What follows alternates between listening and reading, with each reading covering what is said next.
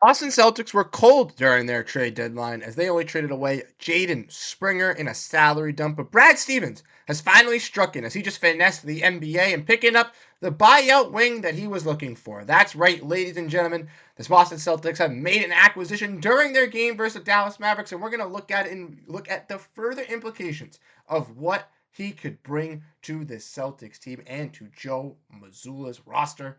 All of that and more on this episode of Celtics Digest.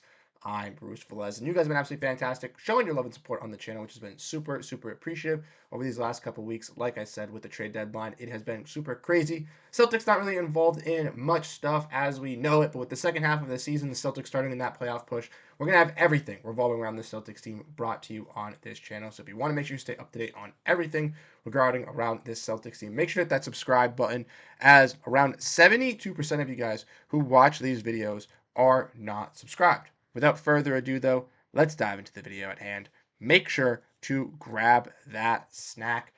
And let's go, ladies and gentlemen. Let's freaking go. Brad Stevens finally made a move. Maybe when the Celtics aren't playing, went out there and got exactly what he wanted. And if we want a little bit of a sneak peek at what Brad Stevens wanted, we saw from Jay King in the press conference before the Celtics game that Brad Stevens did not feel that he needed to use the TPE that the Celtics created for trading Jaden Springer away. In fact, that he would like to target a wing and the buyout market for that 14th roster spot. And before the Celtics could even finish the final buzzer in TD Garden, after saying that, he went up and he made that acquisition. As we see from Shams Charania, the free agent Torrey Craig has agreed to a deal with the Boston Celtics.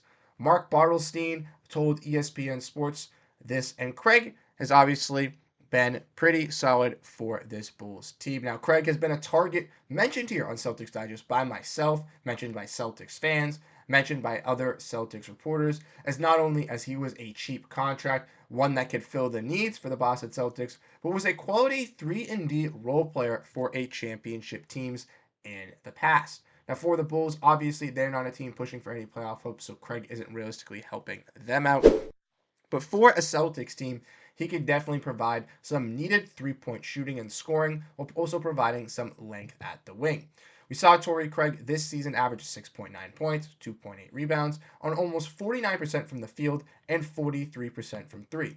Like I mentioned, the 6'7" wing is 34 years old. He is a, fringe rotational player, end of the bench type of playoff guy, but I do believe that the Boston Celtics and Joe Mazzulla will be able to get the best out of what Torrey Craig can bring to a contender. Like I mentioned, he's a perfect 3-and-D wing, something the Celtics do need, as we are seeing in tonight's performance. Unfortunately, this disaster class 80-60 as when I grab this screenshot. Unfortunately, there'll be no post-game breaking this down, but luckily we can kind of distract ourselves from this embarrassment by focusing on this Torrey Craig signing. Now, obviously, there's kind of some silver linings with this and Torrey Craig coming over as a buyout guy. One, the Celtics do save some money by moving off of Jaden Springer, by moving off that $15 million contract, or moving off that $4 million contract. The Celtics save $15 million in the luxury tax and bringing on Torrey Craig. He's only making under $1 million on the buyout market, so that is very, very solid for this Celtics team as well. Craig also provides exactly what the Celtics need.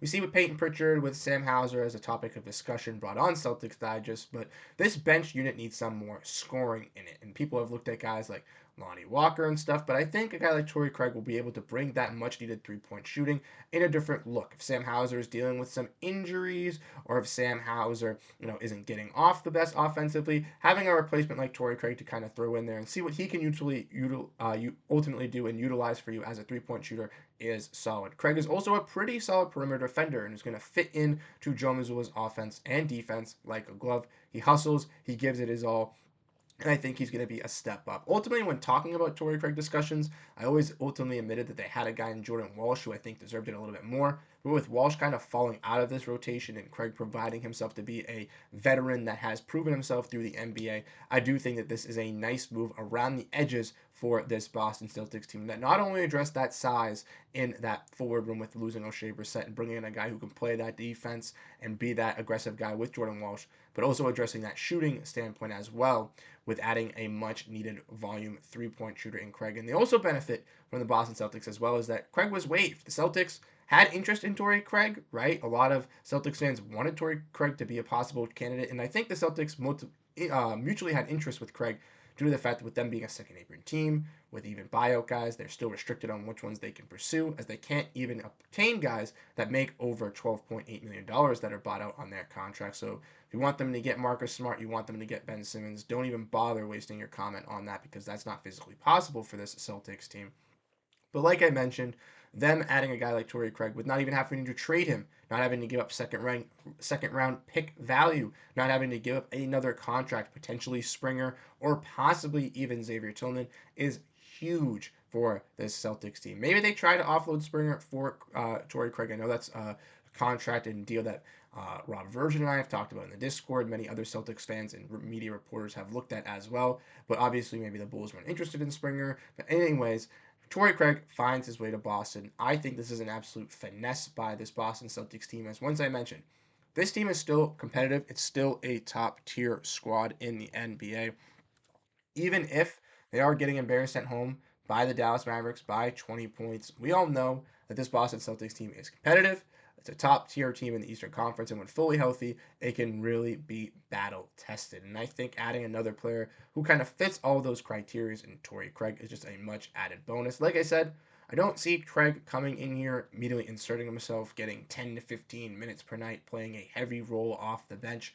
But I can see him being a sporadic scorer and defender being utilized by Joe Mazzulla in this offense and defense to provide some extra 3-point scoring, volume shooting, and some defensive pressure at the wing position. Two things the Celtics ultimately needed an extra boost in with this rotation. Now, obviously, the Celtics still have one open roster spot. I believe that spot will be used at the end of the season for insurance purposes with injuries, with either bringing up Drew Peterson or JD Davidson. Most likely Drew Peterson, but this should be the final roster that you see with the Boston Celtics here going for their quest to repeat as champions here. So I want to know your thoughts down below in the comment section. What's your ultimate thoughts on the Torrey Craig signing? Do you think he's a better replacement than Jaden Springer? Do you think he could bring more than what Jaden Springer brings? I think it's a better fit for the Celtics and what they're chasing ultimately, even if Springer had some higher potential. You did salary dump him. Getting a guy like Craig, I think is going to provide, like I said, everything that you need for the Celtics offensively and defensively as an extra piece. And once again,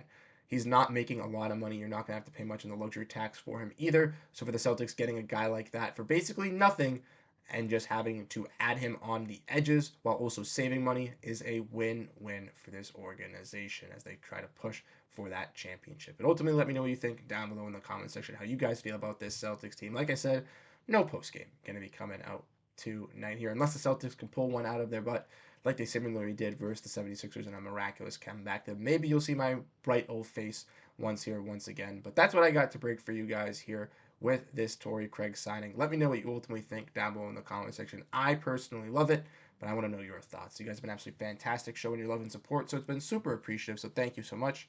I'll catch you guys in the next video. Have a great rest of your night, and go Boston Celtics. Peace out, everyone.